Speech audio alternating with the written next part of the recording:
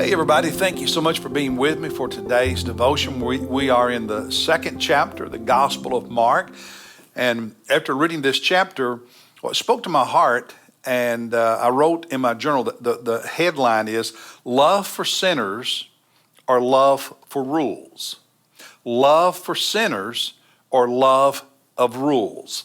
There's two stories in this chapter that really demonstrate Jesus' love for sinners. The first is the four men who carried their paralyzed friend on a stretcher to Jesus and let him down through an opening they created in the roof, and Jesus healed him. But you'll also remember that Jesus looked at the man and said, "Your sins are forgiven." And the religious leaders who were watching, there was a hullabaloo about that. And then let's just look at a few select verses there in chapter 2, verse 5. Jesus, seeing their faith, the four who carried him, but also the paralyzed man, said to the paralytic, "Son, your sins are also forgiven." Drop down to verse 9. Jesus is responding to his critics in verses 6, 7, and 8, the scribes and so on, saying he can't forgive sins because only God can forgive sins. And so in verse 9, Jesus says to them, which is easier, to say to the paralytic, "Your sins are forgiven," or to say, "Get up and pick up your pallet and walk"? In their theology, they believe that if a person had a physical problem, a physical ailment, it must be because of some particular sin they had committed. And sometimes our sin does bring sickness and problems onto our lives, but that's not all. But it's not always true that because you are sick, it's because you've sinned.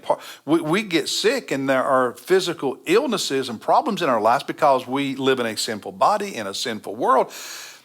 But it's not tied to a direct sin you committed. But their thinking was, this man's paralyzed, it must be because of some horrible sin in his life or his parents' life. And so Jesus knows they believe that, but they're also saying he can't forgive sins because only God can. And Jesus is going to prove to them that he is God, because listen, if only God can forgive sins, and in their thinking, the illness is because of sin, if Jesus heals him and forgives his sins, that means Jesus is God. So Jesus is proving to them that he is divine, as we talked about in chapter 1 as well. And so in verse 9, which is easier, to say to this man, "Your sins are forgiven," or say, "Get up and walk"?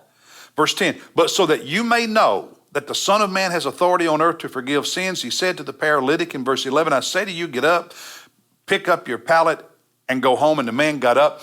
And so the fact that Jesus said, "Your sins are forgiven," and he healed the man, in their culture was proof Jesus was God, because only God can forgive sins. And since they believe sin led to his paralysis, and Jesus healed the paralysis, wow, Jesus really did have the authority to forgive his sins because he's God, he's divine, even though they didn't want to believe that, and they still refused to believe it. And so that story shows how much Jesus loved sinners. Now, the other story, starting in verse 14 and following, is when Jesus goes to the home of Levi, the tax collector, who probably would have been ostracized by the religious people, considered a traitor because he was collecting taxes from the Jews for the Romans, enriching himself in the process. And so Jesus goes to the home of Levi, this unreligious tax collector, sinner, and there's other sinners and other tax collectors eating there, and the scribes and Pharisees see this, and they say to Jesus' disciples in verse 16, "Why is he, Jesus, eating and drinking with tax collectors and sinners?" And Jesus, he heard this, and he responds to them in verse 17, "It is not those who are healthy who need a physician, but those who are sick. I did not come to call the righteous, but sinners." And these stories illustrate Jesus' love for people, his love for irreligious people, his love for sinful people. But the tax collectors, not the tax collectors, but the Pharisees, the scribes, the Jewish religious leaders, it wasn't sinners they loved. It was rules. It was traditions they cared about. In verse 18, they ask Jesus' disciples, why does he not fast?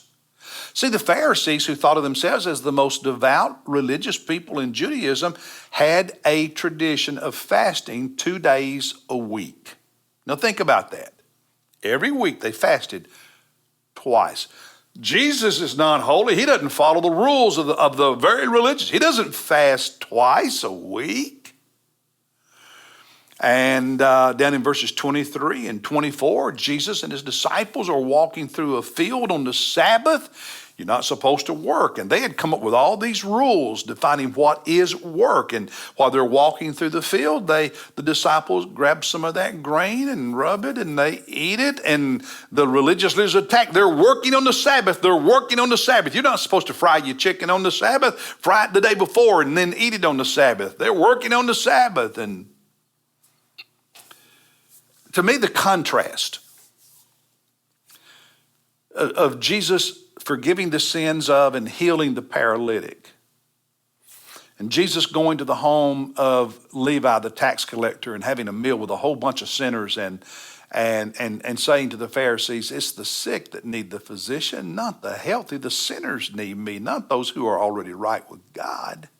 And then you contrast that with their criticism of Jesus for not fasting and their criticism of Jesus for allowing his disciples to quote unquote work on the Sabbath by rubbing the grain. And as you go through the Gospel of Mark, criticizing Jesus for healing someone on the Sabbath because healing someone is work, and we can't heal